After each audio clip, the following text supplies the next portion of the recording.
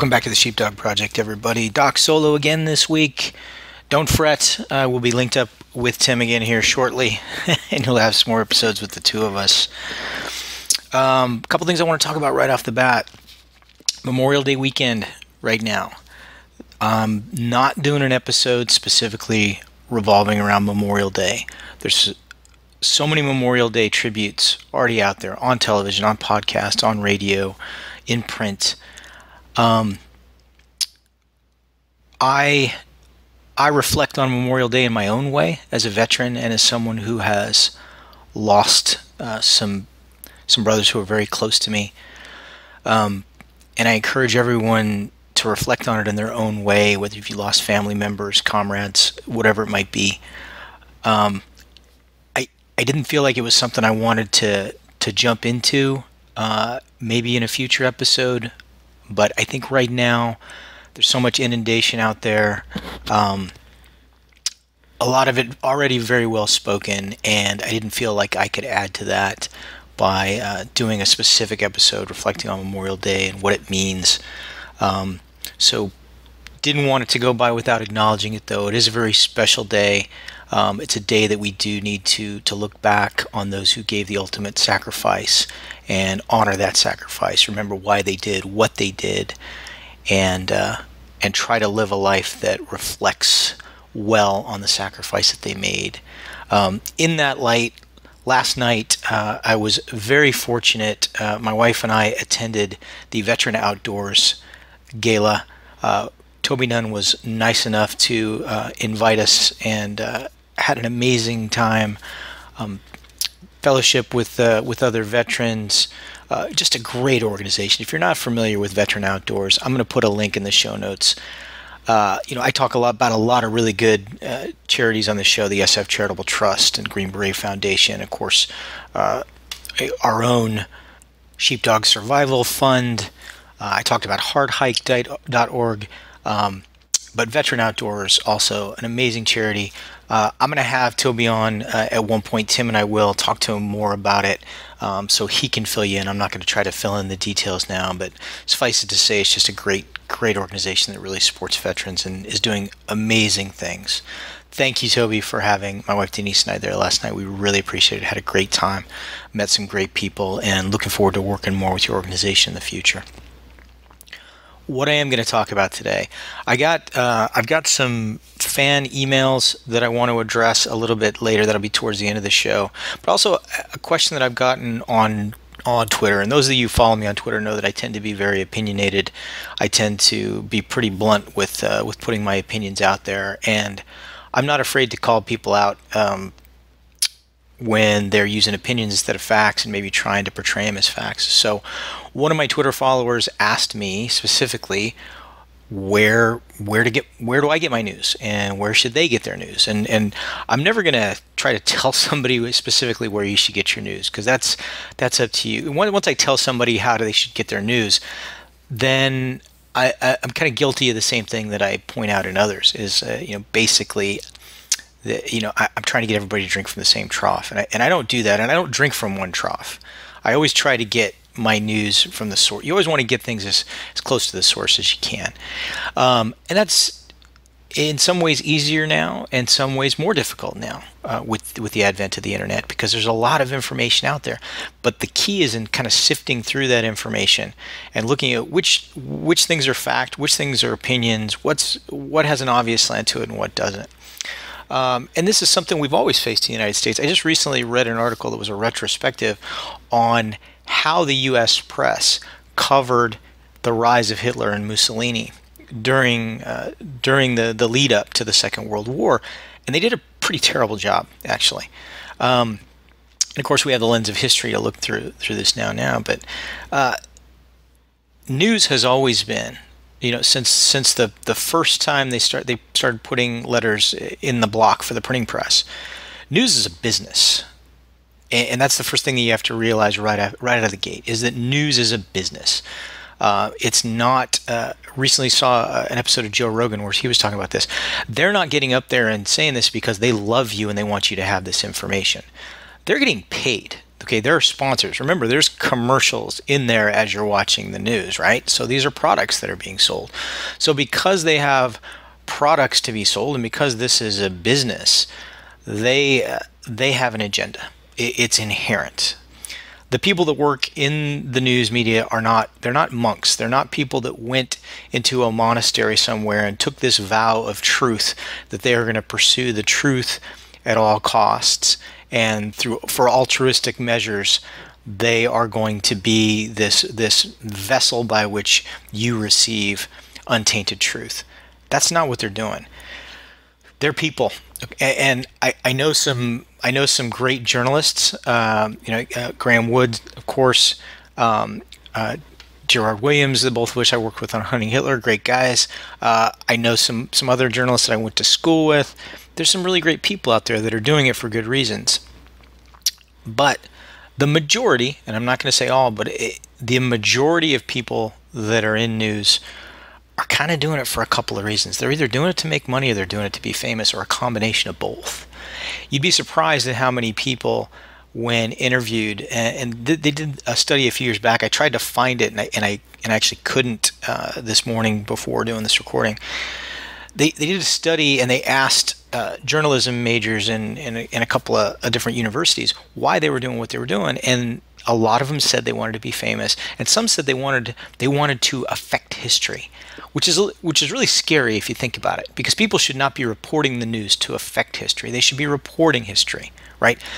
And that's where we run into trouble, where journalists try to attach themselves to that moment in history, and many have. I mean, there's a lot of journalists out there that are famous because they reported a certain thing. The person who stood there when the Hindenburg exploded and described it in real time, their name is forever going to be connected with that tragedy, right? And news events, the first person on the ground, or the person who dared to go in there, the person who dared to get on a boat and go into New Orleans after Katrina, or do whatever, their names get attached to that. Ted Koppel's entire career really evolved out of the Iran hostage situation. He became who he was because he was the person that they started up basically a nightly update show to update the people in the United States on that. So don't lose sight of that that these are people, and not all of them have exclusively altruistic motivation to report that information to you.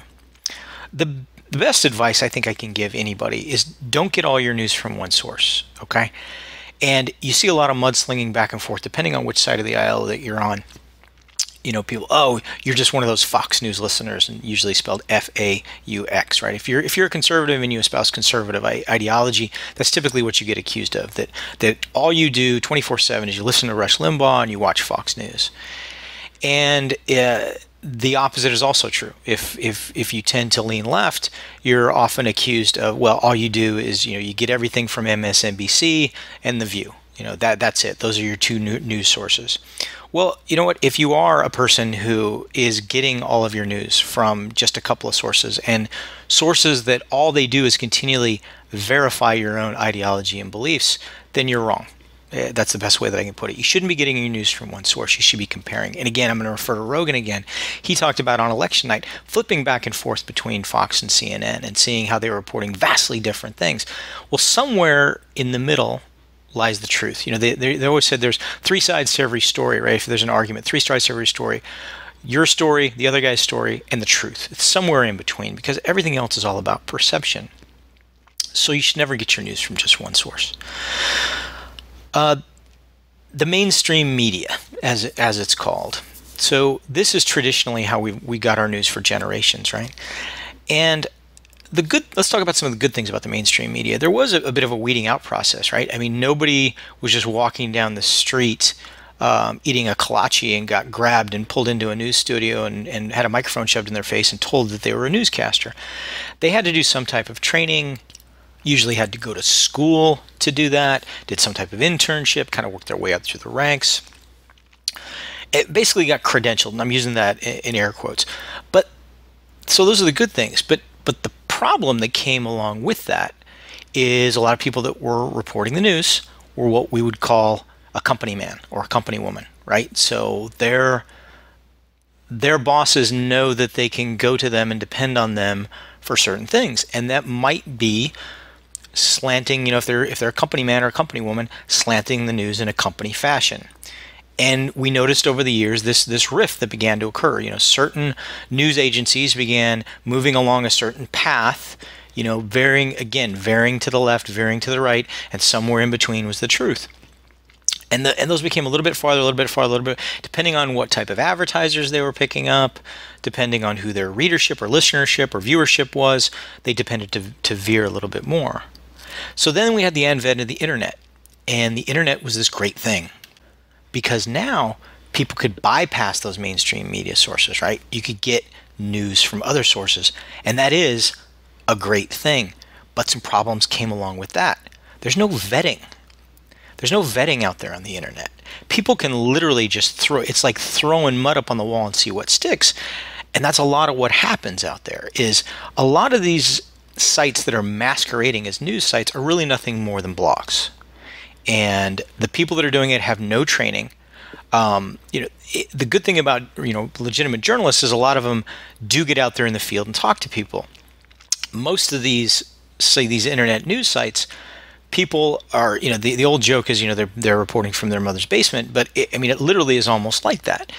A lot of the information that's getting passed on is they're just reading a lot of other things on the internet that are also not vetted, and they're compiling it into this blog, basically, and then they're putting it out there as news. And again, they can write just about anything they want depending on how they word it, so they're not held accountable. So, it's pretty rare that you hear about somebody threatening to file a lawsuit against a blogger or a lot of these online sites, although it does happen. But the Wall Street Journal publishes something that's found out to be untrue, and they have to print a retraction. So the quality control is not really there on the internet. And, a lot of emphasis gets put on it. Hey, we don't need the mainstream media anymore because all these other sites are out there.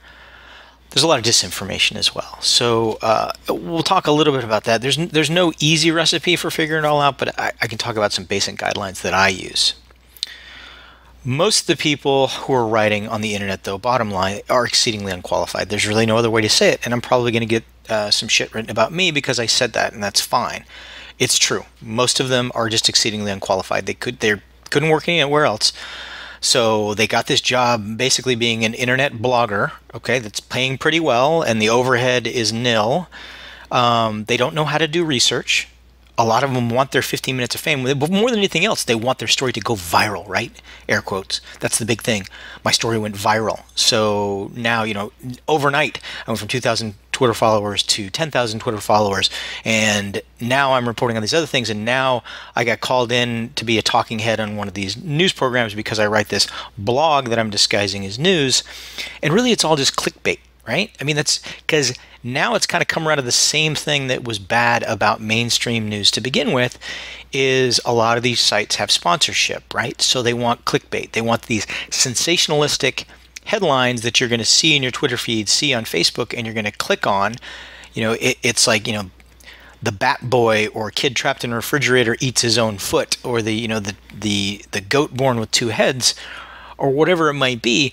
It's just clickbait. It's to draw you over there. It's worse than misleading headlines because a lot of them are completely erroneous. You click on this, it says something very inflammatory, and then you read the substance of the article, and there's nothing in there to back it up. It's completely misleading, and a lot of that is what's going on out there. So I'm going to talk about some sites that, in my opinion, I use the caveat, in my opinion, are complete crap. Salon, Vox, BuzzFeed, Huffington Post, Heavy.com. Heavy.com is the one that you keep seeing. They always have 5 fast facts you need to know. And a lot of them, it'll be 1 or 2 facts and then 3 opinions from people in a lot of these cases. I've never seen anything on there that I thought was newsworthy. And that goes for all these sites. And some of you may disagree with me about 1 or 2. I think you're wrong. I think if you look at it, most of these are just online blogs. I wouldn't get my news from any of those locations, is what I'm telling you. And some of them are just poorly written. Literally, at not even a middle school level of English, which should tell you a little bit of something right there. I'm no wordsmith. I'm not the greatest writer in the world, or I'd probably be doing it, but there's a lot of crap out there. Here's some things to watch for. So these are things that I watch for, and there's a much longer list out there. But watch out for vague phrases that don't really mean anything. Like they sound definitive and maybe even inflammatory, but that's just on the surface, and when you think about it, they mean absolutely nothing. So anytime I hear on the news or I see on an internet source the phrase "experts are concerned," that means absolutely nothing. That means absolutely nothing. That means whoever wrote that, they're talking about, maybe jet engine failure.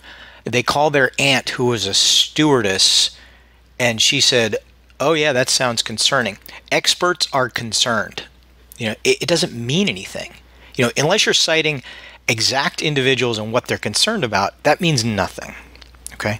Another phrase that I see out there: this could be cause for alarm. Well, a lot of things could be cause for alarm. Okay. Reporting, there's the X allegation, Y allegation, J allegation.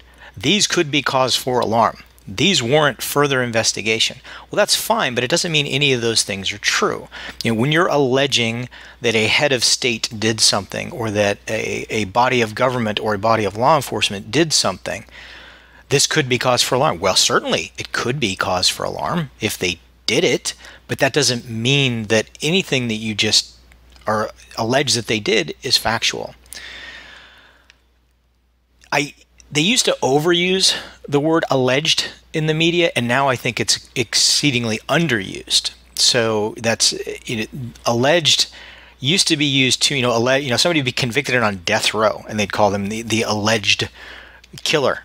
Well, at that point, I think it's pretty cut and dry. When you had eyewitnesses and DNA evidence, it's not alleged anymore. He's convicted. But now it's almost like they've gotten away from using the word alleged, and I'm not really sure why. I think because people kind of looked at that, thought it kind of dumbed things down, or not dumbed them down, but watered it down a little bit, and so they don't want to use it anymore when they actually should. Watch out for phrases like controversial or arguably.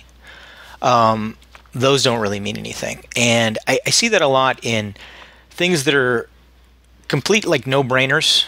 So a lot of these anti-vaccination articles that I see written, they say, oh, the controversial link between vaccinations and autism. There is no link between vaccinations. It's not controversial. Just because 5 people believe it somewhere doesn't mean it's controversial. That's just not the case. But if somebody wants to inject argument and debate into something that already has been established, they'll use that word controversial. If they can find 1 or 2 people that disagree with something or think that something is a certain way, they'll say it's controversial. Also, arguably, they kind of do the same thing when it comes to that. And they're talking about something that's either they're doing 1 or 2 things. Either it's not arguable at all, it just is the way it is, or they're saying, like if I were to say Mike Simpson is arguably the best basketball player who's ever lived. Well, I'm the worst basketball player who's ever lived, probably. So that's not arguable at all. So all you're saying is that one person believes that, which is basically the person that's saying it. So watch out for words and phrases like that. If they're using quotes from people that use a lot of adverbs, and you'll see this, you see this more on the television news than anything else, is they'll say, sources at the Defense Department described his behavior as potentially reckless, and they'll pop up the word reckless in, they'll be reckless in quotes, and also potentially irresponsible. But they're not putting potentially up there. They're not even putting up there that was just one person's opinion. So they're showing you a picture of the individual that they're talking about, and then they're flashing up these words: reckless, irresponsible. What they are essentially doing is putting subliminal messages in the newscast. They want you to associate the picture of that individual that they're basically trying to discredit And they're putting words reckless, irresponsible in big bold print, and you see quotes around them. So in your mind, that's telling you, well, some expert at wherever it was, Department of Defense, Department of State, some scientist is describing this yahoo as reckless and irresponsible. So I shouldn't trust anything that guy says anymore. And really, all they're doing is putting up people's opinions, and they're mildly doing it out of context, because they're taking out, although they're saying the word potentially or could be, they're not putting it up there when they flash it up there on the screen. So your mind is taking away a different message. Now, if you called them on it, they can say, "Oh, no, we reported it as a quote and an opinion." But in addition to that, the added kicker is they're putting that little subliminal message in there. These are just opinions. These are not facts. But they're presenting them to you in such a way that you're going to digest them, and your brain is going to process them, and you may even end up associating these as facts. Watch out for fact extrapolation, okay? And what I mean by that is they cite one fact, but then they link it to something else. And in your mind, you tend to pair those two things up. So years ago, I went to a sales spiel from a guy that was trying to get people to buy into a company. And he talked for 35 minutes about McDonald's and about how the franchise model works at McDonald's. And he cited all these things about McDonald's, about how McDonald's works and the history of Ray Kroc and how it got set up and everything else. And it was to make one little 30-second point. And at the end, you ended up associating the success of McDonald's with what this guy was selling you, which was totally unrelated to McDonald's, okay? And the news does that. So what they'll do is they'll say things like, they'll talk about like the gun buyback program, and they'll throw up there a fact. Last year in the United States, guns killed X number of people, which is why getting these guns off the street is so important. Well, what they're not telling you is, who were the people who were killed by guns, and all the other information that falls under that number, like how many of them were shot by cops doing something they weren't supposed to do.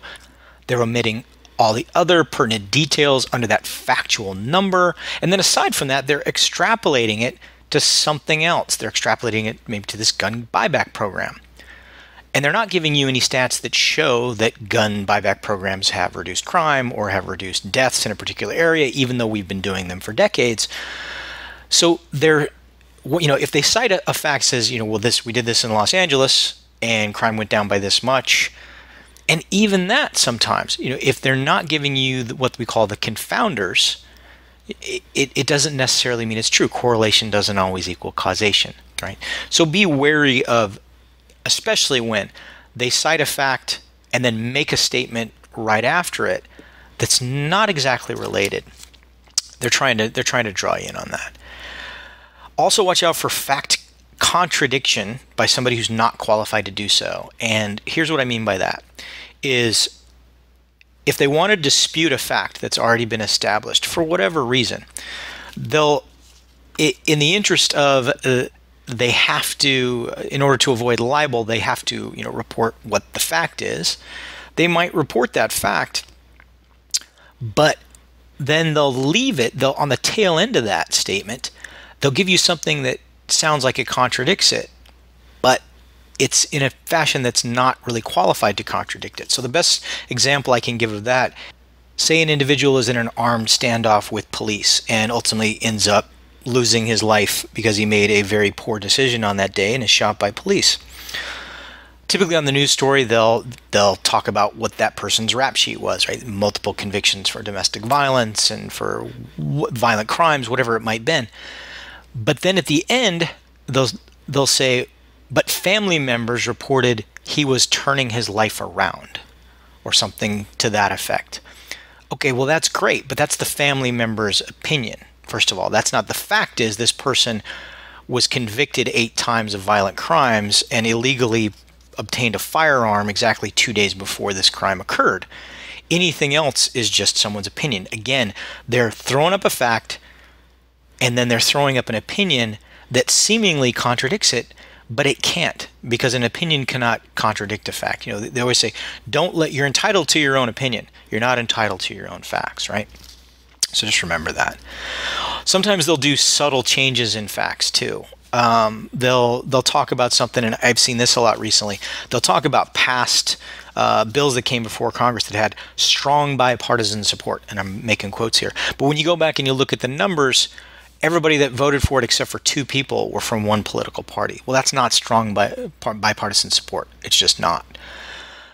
But they'll say it that way because they feel that they can justify it, and they trust the fact that you're not going to go back and look what the actual numbers were on that vote. But you do have access to that. And again, what did I tell you before?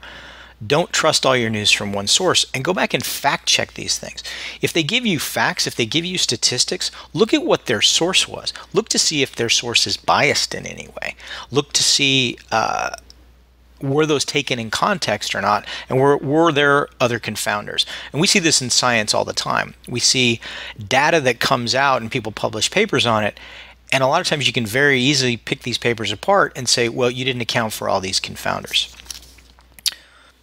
Finally, something that they'll do to manipulate the facts is they'll use what's called proxy facts. So they'll give you facts, and this is kind of a straw man argument. It's almost like the fact extrapolation.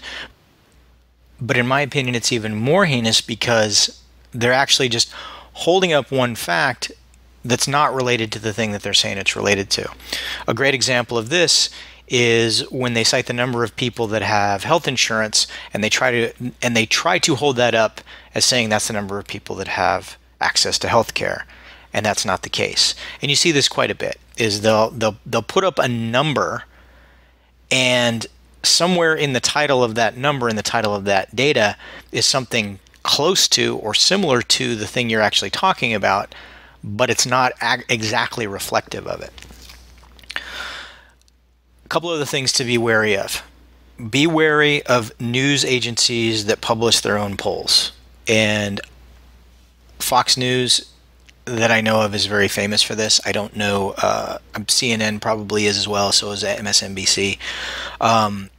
I immediately discount any poll that they put up, and they say, you're watching Fox News, and they say this is a Fox News poll. Well, that's a poll of your viewership. So your viewership skews one way to begin with. So all this is doing is telling you, you're validating people's preconceived notions, they're validating your reporting, and now it's just cyclical, going back and forth. So whether you're on the left or the right, don't put any stock in any poll. It should never make you feel better.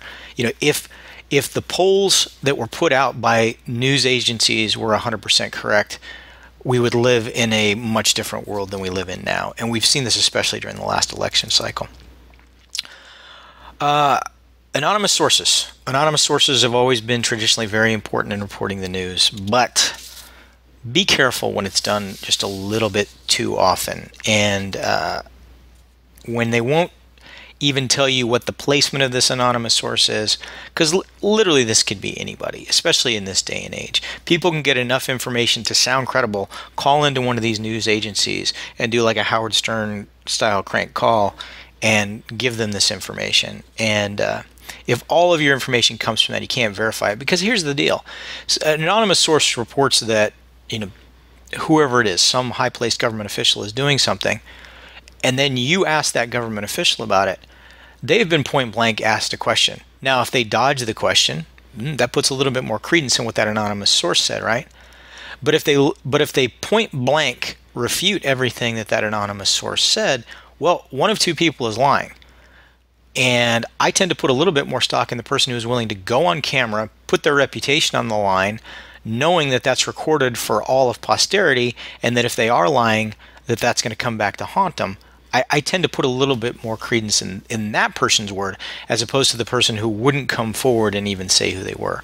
And again, I understand the importance of anonymous sources, but if there's only a handful of people in the room and you get an anonymous source that says this was said during this conversation, and then 3 people that were in the room, and yes, this sounds very much like a recent news story, right?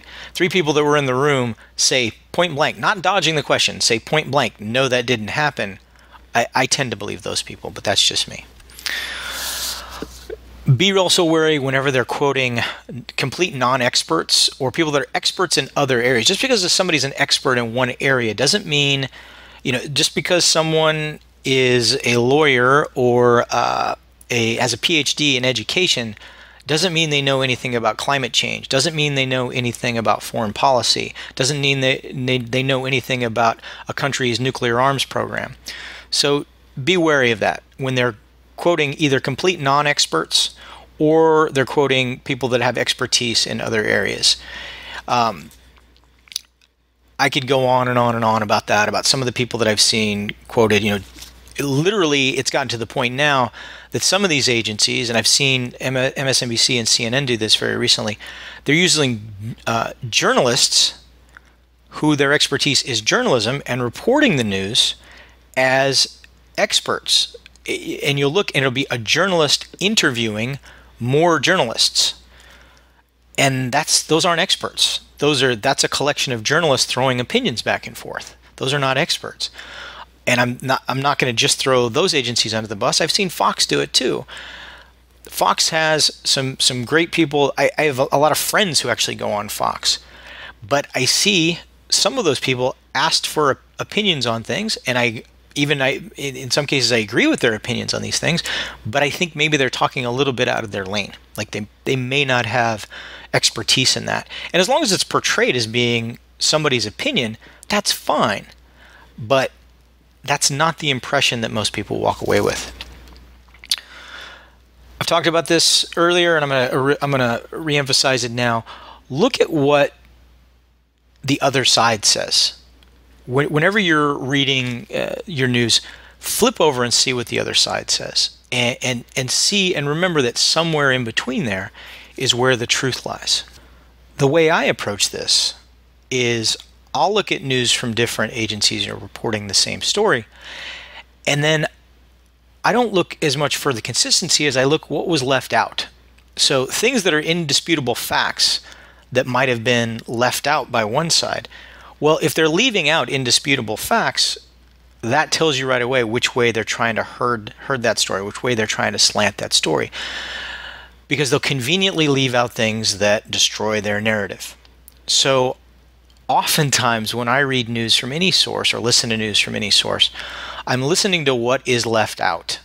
Because if you're leaving things out that don't support what you're pushing forward, that tells me you're afraid of the truth. And that tells me that even in your own heart, you know what the truth is, and you're trying to avoid it. Years ago, there was a story that came out. It was at a Tea Party rally, and a guy brought a carbine, an M4 carbine, to a Tea Party rally. And a specific news agency, the gentleman was African American, and a specific news agency cropped the photo from behind so you could see the rifle slung across his back and a magazine in his back pocket.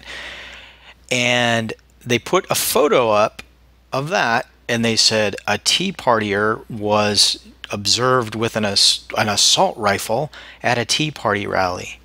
This in the face of recent concerns that extreme armed white supremacists could be infiltrating these organizations.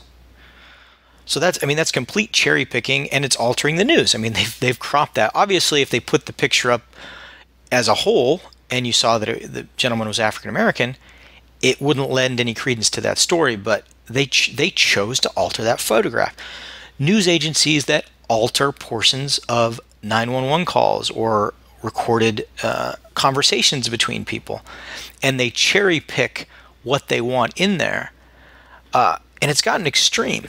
Especially, CNN has been called out just in the past couple of years for very specific instances of altering 911 calls, 911 call recordings, and kind of painting the story in a different light. A couple other things when you're reading specifically, when you're reading your news, making quotes here, online.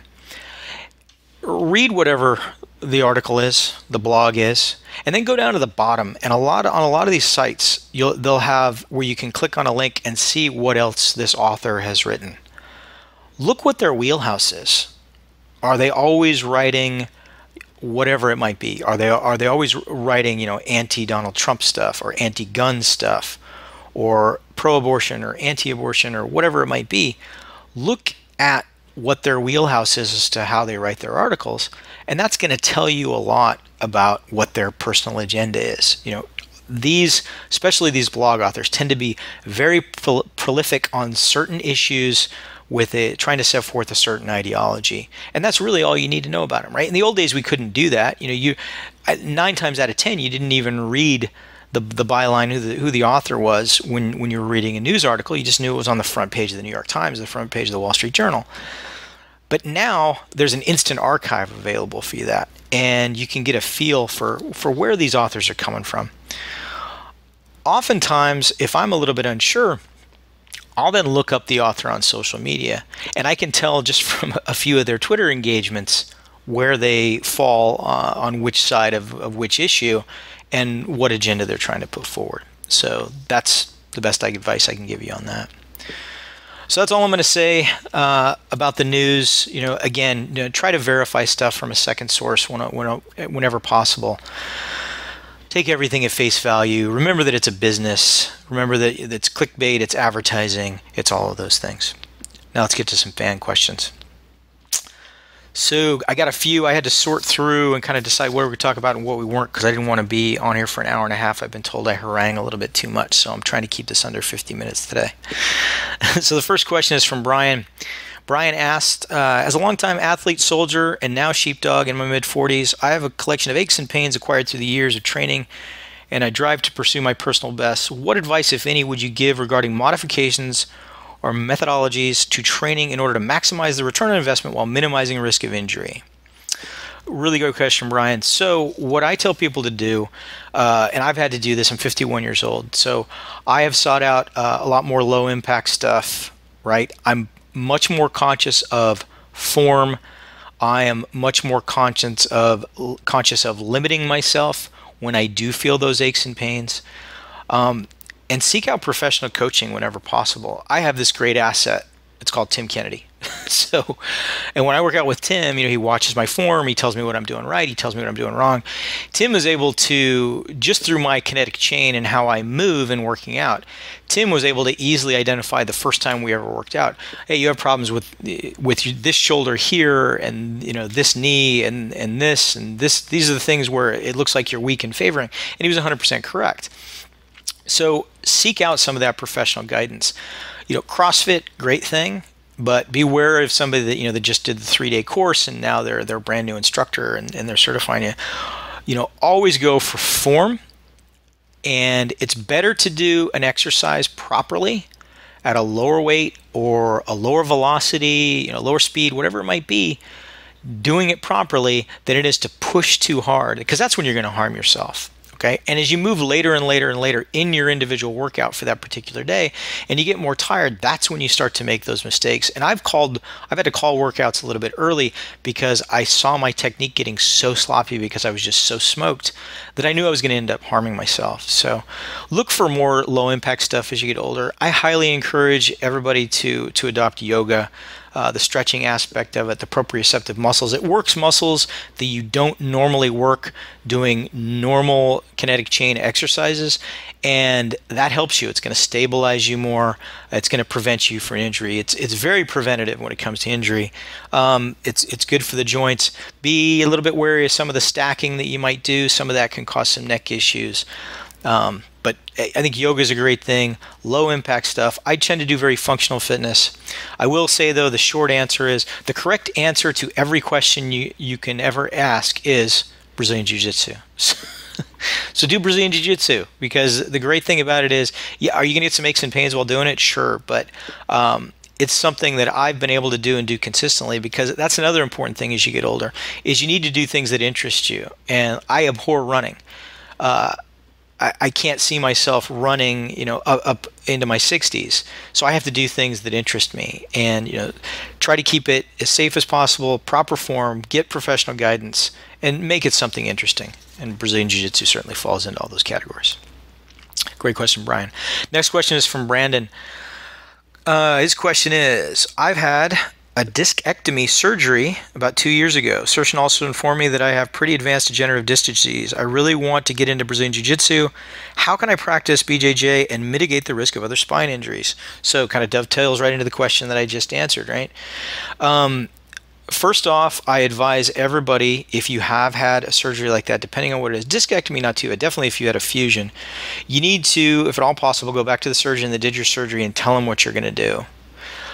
Another great resource is go to a physical therapist, because physical therapists are very in tune. That's who I let set my guidelines. Sean Suttles, who's a physical therapist, former 18 Delta Special Forces medic, he was the one who gave me my guidelines on basically what I could and could not do when it came to jiu-jitsu. So that, and specifically had to do with spinal stuff.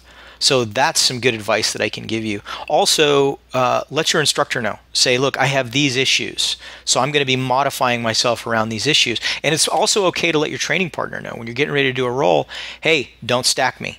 You know, if I notice you like to do the stack pass, please don't do the stack pass on me. And you know what? That's a great opportunity for them to work on something else that maybe they're not as strong in. And just, you know, do the best you can. Tap early, tap often. You know, if you're doing something outside of your comfort zone, you need to be aware of that. And ultimately, that's your responsibility. Is, you know, I'm pushing too hard and it hurts and I'm going to need to stop. But again, you need to go to either the spine surgeon that did your surgery or another spine surgeon, or as a minimum a physical therapist. Tell them what you're planning on doing. Get some left and right limits. Get some guidelines. And then let your instructor know and train safely. Great question, Brandon. Nathaniel wants to know, as civilians, how can we increase our state of suspicious awareness in regards to current events such as suicide bombings and mass shootings? Is there an OODA loop for civilians to practice while being in a target-rich environment? For those of you that have never heard that phrase before, an OODA loop is observe, orient, decide, and react. And yes, there is one, and it's the one, it's the pillars of Sheepdog response, which is the 4 A's: awareness, assessment, action, and analysis. So awareness, be aware of, first of all, yourself, what you're capable of. Are you an asset? Are you a liability? Be aware of your environment. What are the potential threats? Where am I? What am I doing? Who's here? Who's supposed to be here? Who's not supposed to be here? What's your assessment of the situation? That's a potential threat. Okay? That's a potential avenue of escape. What's my action? I'm going to neutralize the threat, or I'm going to call 911, or I'm going to get out of the AO. And then analysis. How did I do in that given situation? As the situation is ongoing, how am I doing? How is the environment changing? How do I need to continue to go back and take another action as I go through this situation, because it is fluid? So best advice that I can give you, Nathaniel, take one of our Sheepdog response courses, because we talk about that at length and it will prepare you for that 100%. Great question. Next question is from Andrew. He says, hey, Doc and Tim. I'll say hi for Tim because he's not here. What do you guys look for in a carry gun? What is your preferred carry position? Probably need to do a whole show on that. And I know we're getting ready to redo a show on everyday carry. The best advice I can give you, and this is just a short answer, and we'll get into it probably in an entire podcast at some point in the future. Carry a weapon that you're comfortable with and that you're comfortable firing, that you know you're going to be good with. Okay, it feels comfortable in your hand. If you go for too much concealability and it's too small and it doesn't feel right, that's not the right gun for you. Caliber, I'm not going to split hairs on, you know, because I would rather you put an entire magazine of 380 rounds right in the 10 ring than fly all over the place with a Desert Eagle. You know what I'm saying? But at the end of the day, it has to do with a gun that you're comfortable with, that you can engage with, and that is concealable for the type of clothing that you're wearing. Again, we're probably going to go into that in a whole show, so that's the short answer for right now. I have a Smith & Wesson M&P Shield 9mm that I carry when my clothes are a little bit more form-fitting. When my clothing is looser, I carry a Glock 26. Tim leans towards the Glock 43, but he has a couple other options that he carries as well. So we'll talk about more about that in a future show. Thanks for asking, though, Andrew. Appreciate it. Next question is from Sean, who wants to know, what are the best 3 things you can do to be a sheepdog? Great question, Sean. I tend to break it down into 3 categories. So physical preparation, which is basically your health and fitness, eating right, working out, staying healthy. Your skills prep, which is getting to the range, shooting realistically, and of course your unarmed combat prep in your skills prep as well. So, doing your combatives, doing your Brazilian Jiu-Jitsu, realistically, with striking. Skills prep also includes your gear. So, what clothes you're wearing, what type of duty belt or what type of concealment rig that you're carrying, that all falls in skills prep as well.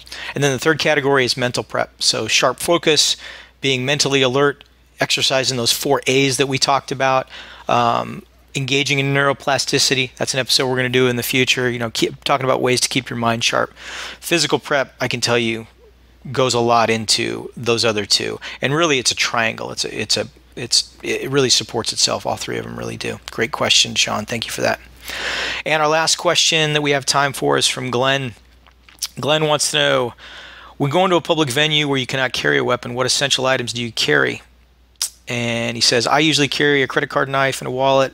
Does not notice I've started carrying a small flashlight as well. What other items do you keep in your person for emergency situation? Say, for example, during a terrorist attack or concert. Great question, Glenn. Again, probably a whole nother show, so we will get into that. I will say that I am armed almost everywhere I go. In places that the law explicitly forbids it, I do carry a knife, whatever knife that might be. And sometimes when I'm traveling abroad, that might be an old-fashioned fold-open pocket knife or something as simple as that. Sometimes you can't even carry that, and there are some alternatives. If you go to the Gerber Gear website, they make a pen you could kill somebody with if you had to. Some other basic things, I do always carry a light source on me. I always carry a way to make fire. I always have a compass. Actually, I always typically have two. I have a regular compass and then one on my watch, and I have the phone app as well. I have my phone fully charged. I have an alternate battery. Some of this depends on kind of how much I can carry. Obviously, if I'm going into a concert, it's just me in jeans or something like that. A little bit different day to day in cargo pants. A little bit different when you guys see me traveling on television or wherever, and I've got a backpack over my shoulder. So that's something we're going to talk about more, Glenn, when we get into everyday carry and some situational specific stuff. But I even working in the ER, I've always got knives on me, at least 2 of them. And couple other things, a piece of Kevlar string is very useful. Some other items. We'll talk more about that, like I say, in the EDC program. But great question, Glenn. So that about wraps it up for today, everybody. We talked a little bit about the news, about what to look for in fake news, kind of how to sort through it. I hope that was helpful. If you're not doing so already, make sure that you follow both Tim and I on Twitter, on Instagram. Check out our Facebook profiles. I'm at Dr. Mike Simpson, DrMikeSimpson. Tim is at Tim Kennedy MMA. Most of you I know how to spell that because most of you are already following him. So make sure you follow us there. I'm going to be getting a lot more active on Instagram in the near future. So if you could follow me there, I'd really appreciate it. I'll be giving you updates on what Tim and I are doing in our various worldwide travels and all the interesting stuff that we've got going on. So give us a check out over there. Also, make sure you go to sheepdogresponse.com. Check us out. Go to the Sheepdog store. A lot of the great day-to-day items that we do carry. Oh, and that's one thing I do want to interject. I carry a tourniquet and an individual first aid kit everywhere I go in some way, shape, or form. So if you're not carrying that, Glenn, everybody else, make sure you do. You need to have a way to not just put holes in the bad guys, but patch the holes in the good guys as well. And that's all I'm going to say about that. So I'm going to leave you guys today with a couple of quotes. 2 for the price of 1, both from Edward R. Murrow, because we talked about journalism and reporting today. I thought he was pretty fitting to quote. The first quote is something that I would encourage all journalists to believe. Mr. Murrow said, "To be persuasive, we must be believable. To be believable, we must be credible. To be credible, we must be truthful." If you know somebody in journalism, share that quote with them. And this next quote is for everybody. "We cannot defend freedom abroad by deserting it at home." Very poignant in today's climate, especially as people are talking about taking rights away from other people, the right to free speech, the right to bear arms, the right to worship as they want to worship, the right to do the things they want in their own home, not hurting anybody else. I think that's particularly poignant in this day and age. Remember those things. Check us out on social media. Celebrate Memorial Day reflecting on those who gave the ultimate sacrifice and how you're living to honor that memory. And be a sheepdog. You have been listening to the Sheepdog Project. follow us on Facebook at facebook.com/Sheepdog Response. The views expressed on this podcast are those of the individual and do not represent any larger entity, public or private.